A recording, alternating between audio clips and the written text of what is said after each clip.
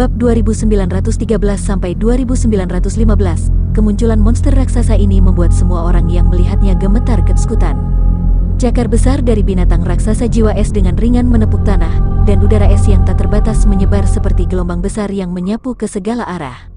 Bahkan membekukan udara di sekitarnya, Jiun mengeluarkan susunan formasi dan melemparkannya ke depan semua orang. Sayangnya tindakan heroiknya itu hanya bisa menghambat laju gelombang udara besar itu untuk sepersekian detik saja.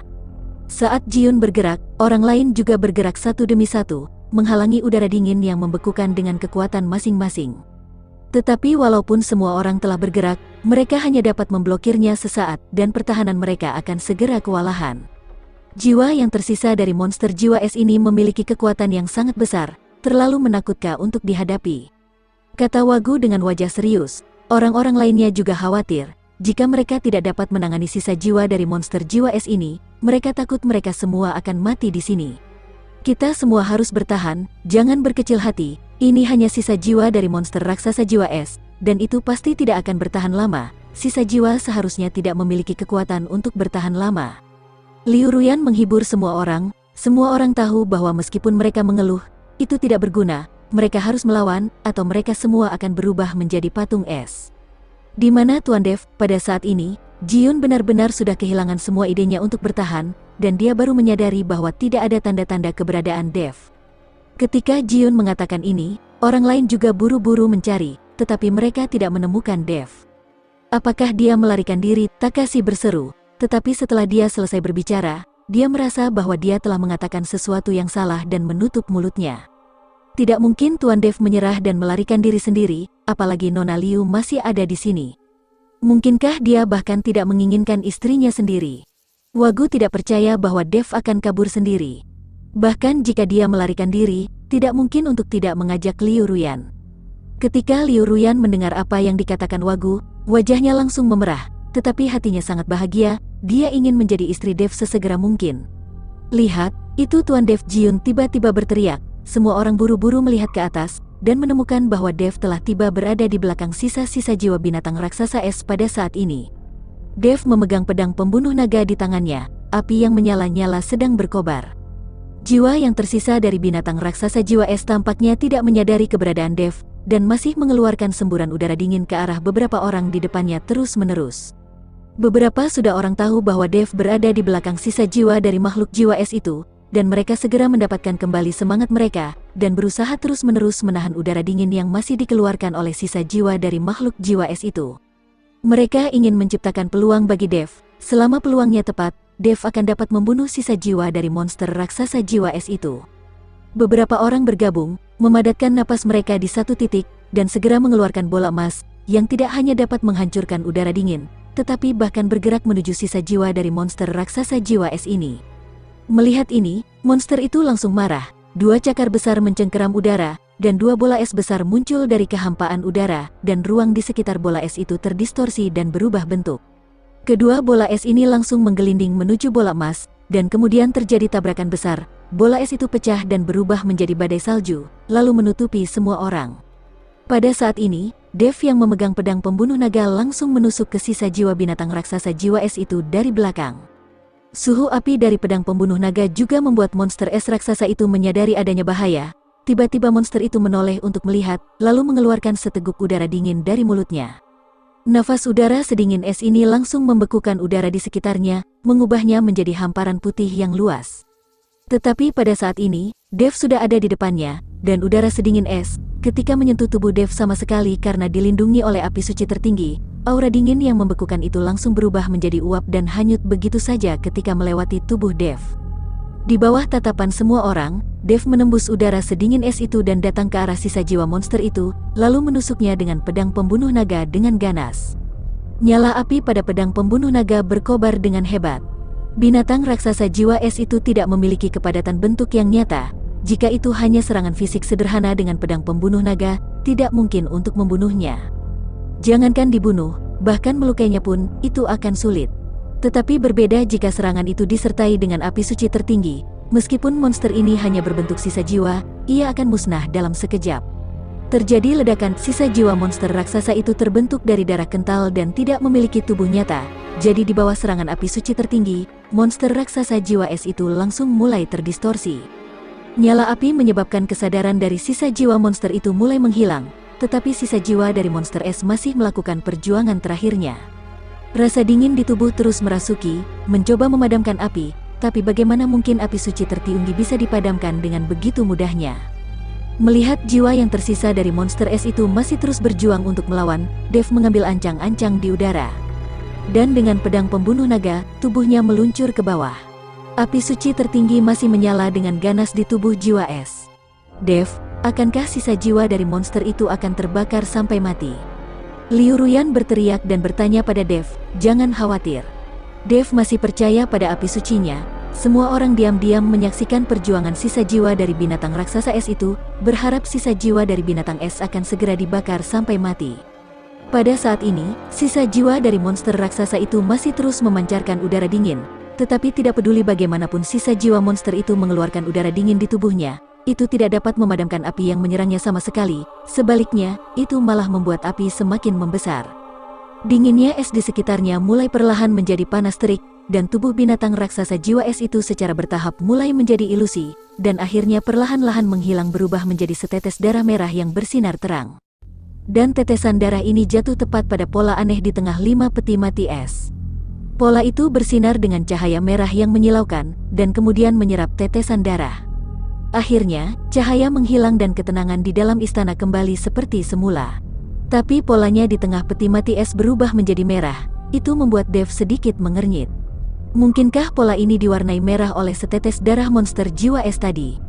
Dev sangat penasaran, tapi ketika Dev hendak mengamati polanya dengan hati-hati, 2 kultivator iblis tiba-tiba jatuh dari atas istana dan menghentikan Dev. Sebenarnya kedua orang ini tidak pernah memasuki kondisi kultivasi, hanya berpura-pura saja, dan diam-diam memperhatikan setiap gerakan Dev dan yang lainnya. Ada apa bro? Aku hanya ingin melihat pola ini, mengapa kalian berdua menghentikanku? Dev bertanya pada mereka berdua, saya hanya ingin bertanya kepada Anda, sebagai kultivator dari ras manusia, bagaimana Anda bisa memiliki api suci tertinggi dari ras iblis? Mungkinkah Anda juga memiliki garis keturunan dari ras iblis? Salah satu dari mereka menatap Dev dan bertanya, apakah aku iblis atau bukan? Kalian berdua tidak perlu tahu. Dev tersenyum main-main, keduanya sepertinya memahami sesuatu dari senyuman Dev, jadi mereka berdua juga tertawa, dan kemudian aura iblis dari tubuh mereka mulai meletus. Keduanya tidak bersembunyi lagi, karena Dev telah melihat identitas mereka, tidak perlu bersembunyi lagi. Kultivator iblis, kedua orang ini memang kultivator iblis, merasakan aura keduanya, Jiun, Wagu dan semuanya terkejut. Apakah kalian yang telah mengatur tempat ini? Dev melihat bahwa keduanya telah mengungkapkan identitas mereka, jadi dia bertanya. Ini bukan tempat harta karun klan pemurnian tubuh kuno, dan istana serta peti mati es itu jelas buatan manusia, jadi harus ada seseorang yang mengaturnya. Kamu terlalu syudon pada kami berdua, tempat ini telah diatur oleh leluhur kami. Kami hanya bertanggung jawab untuk membawa orang masuk. Salah satu dari mereka berkata dengan ringan, Balrog. Tanya Dev, itu benar, tapi kamu memiliki nyala api dari klan Balrog kami, dan kamu harusnya terkait erat dengan klan Balrog kami, jadi kedua saudara laki-laki kami memutuskan untuk mengeluarkanmu. Pria itu mengangguk dan berkata, membawa aku keluar. Bagaimana dengan yang lain? Dev mengerutkan kening. Yang lain, tentu saja yang lain akan menjadi korban persembahan, dan mereka tidak akan pernah pergi dari sini. Pria itu mencibir, ketika Jiun dan yang lainnya mendengar ini, mereka langsung menjadi marah dan mengepung mereka berdua. Kami jadi korban persembahan, apa yang terjadi di sini?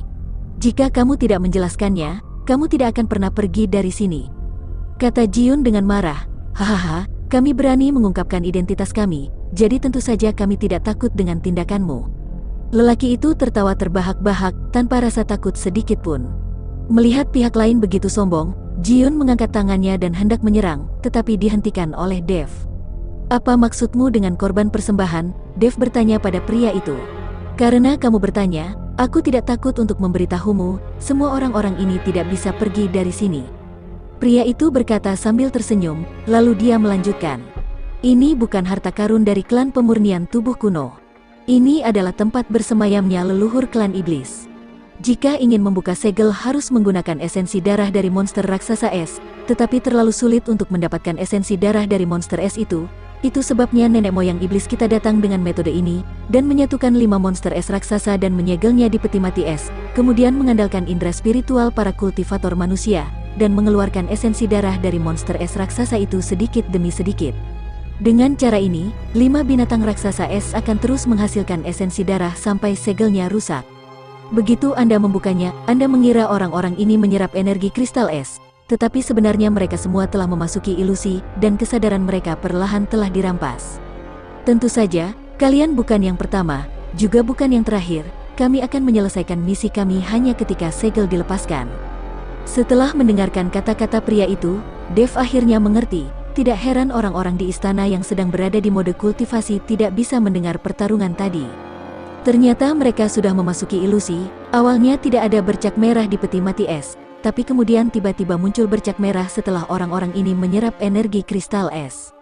Polanya juga berubah warna, ternyata warna merahnya diwarnai oleh esensi darah monster raksasa jiwa es, dan sepertinya segel itu akan segera terbuka. Apakah kalian berdua sengaja membuka lubang itu dan memperlihatkannya kepada semua orang? Dev bertanya. Tidak buruk, pria itu mengangguk. Berbagai organ di depanmu juga telah sengaja disiapkan, untuk meyakinkan semua orang bahwa ada harta di sini. Dev terus bertanya, pria itu masih mengangguk. Kami melakukan segalanya, tetapi jika kalian tidak serakah, bagaimana kalian bisa dibodohi? Faktanya, setiap tahun, orang datang ke ujung utara ini untuk mencari peluang, dan orang-orang ini menjadi korban persembahan kami.